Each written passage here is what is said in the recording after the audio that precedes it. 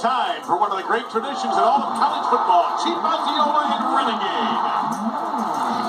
You are watching the ACC